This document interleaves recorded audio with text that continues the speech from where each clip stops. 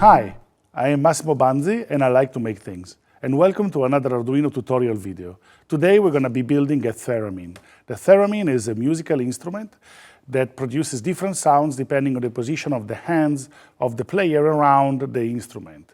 In this particular case, we're going to be building a very simple theremin using a light sensor as a way to capture the position of the hand of the player from the Arduino. You'll be using a photoresistor to detect the amount of light, and from the amount of light we are going to guess the distance of the player's hand from the sensor. So here we have a piezo buzzer. The piezo buzzer produces sounds every time it's turned on and off. It's connected with the wire to pin number 8. While here we have a light sensor connected to analog input 0. So the light sensor detects the amount of light that hits the surface of the sensor. So by moving the hand from the sensor, we reduce or increase the amount of light that hits the sensor, and in turn, this information goes into the Arduino as a variation of voltage. In our code, we're going to use the variation of voltage to gauge the distance of the player's hand from the sensor, and we're going to map that to the appropriate values of sounds, and then we're going to drive the piezo capsule using the tone function in Arduino. Let's start building the circuit. The first thing to do is to connect the power bus with a red and black wire to the two strips on the side of the breadboard.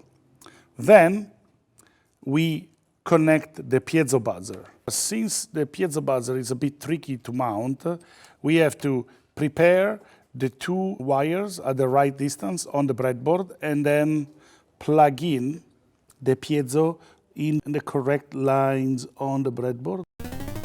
Now let's place the photoresistor. Here is the photoresistor. We place it on the breadboard. We connect a resistor between this leg of the photoresistor and ground. Then we have another wire going from the 5-volt rail to the other side of the photoresistor. And then one wire connects the photoresistor and the resistor here to the analog input 0 of the Arduino. So in this case, we have set up a sensor that reads the amount of light and converts that into voltage that we can measure with Arduino.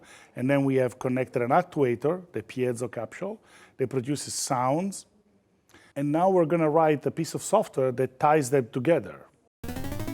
The software that we are going to be using with this project starts off with a 5-second calibration period. So during this time, you will move your hand near the sensor like this to let the Arduino calibrate the values that represent the minimum and the maximum amount of light that can hit the sensor.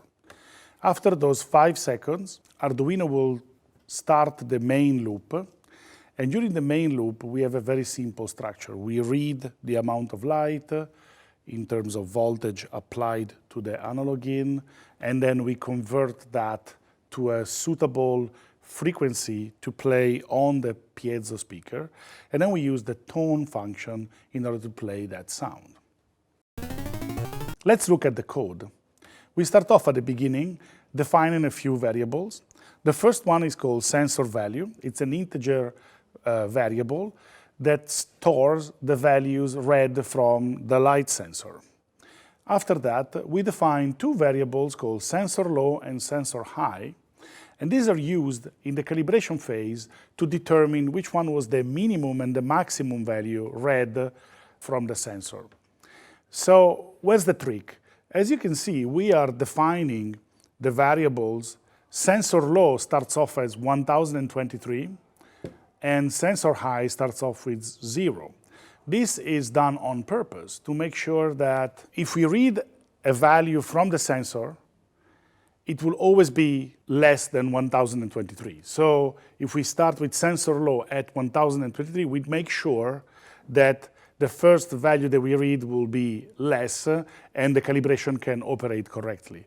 At the same time, we are using sensor high and setting it up at 0 so that any value that we read from the sensor will hopefully be more than 0. After these variables, we define the classic constant LED pin, and we assign 13 because we're going to use the LED to signal when the calibration phase is over.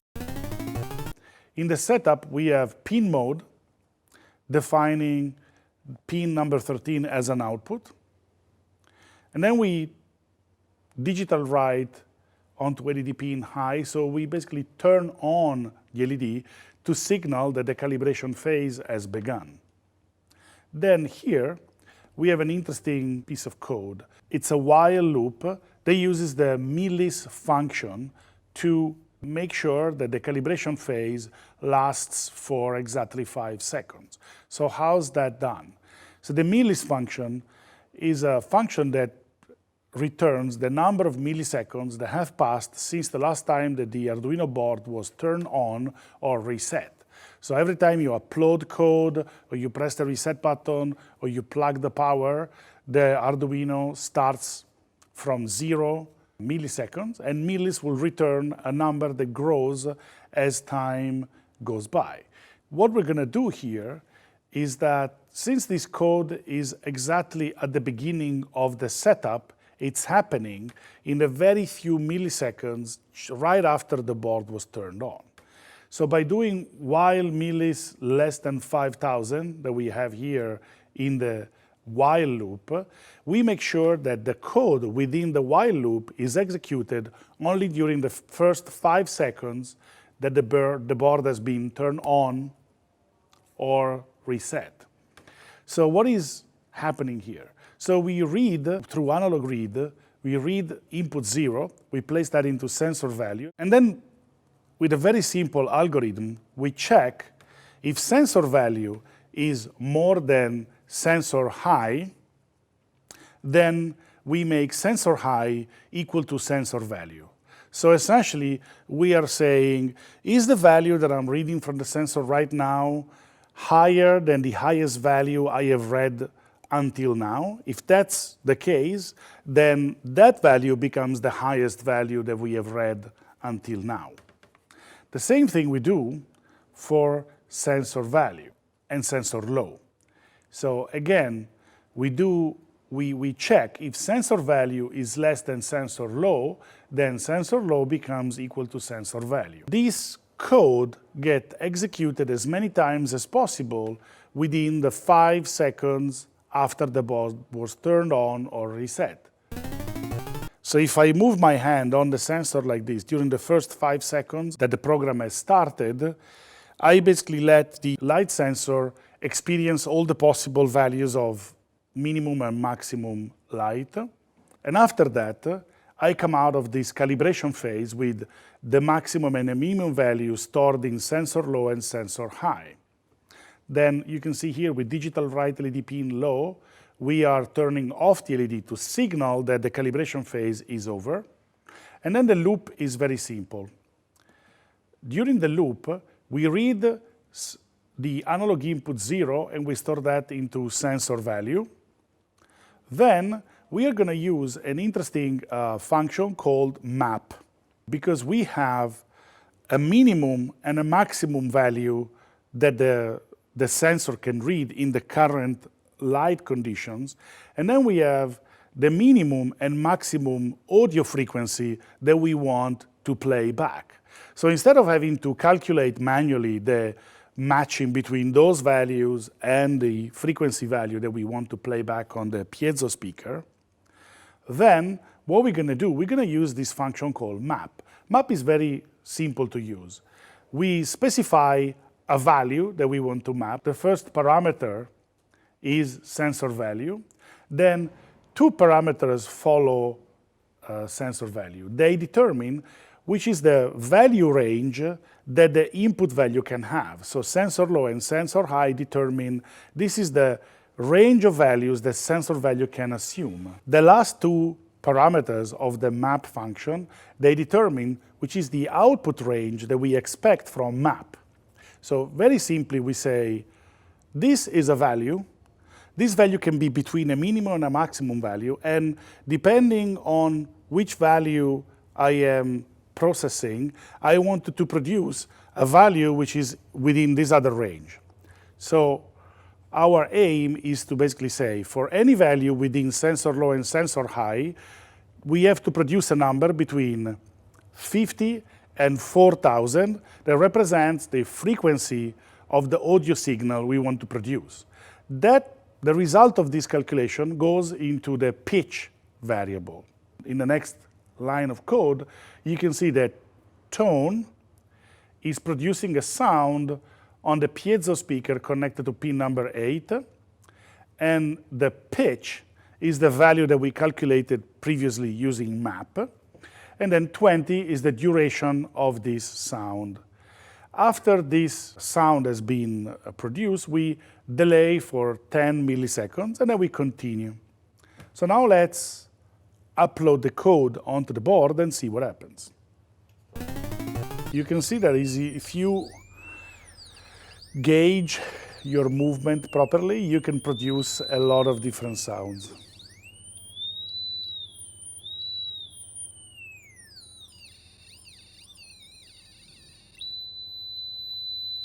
I'm sure that you will find this project funny, probably for the first 5 minutes. Then the sound will become too annoying and you will be prompted to do this. So, thank you for listening. So now you have to build it, hack it, and share it, because remember that Arduino is you.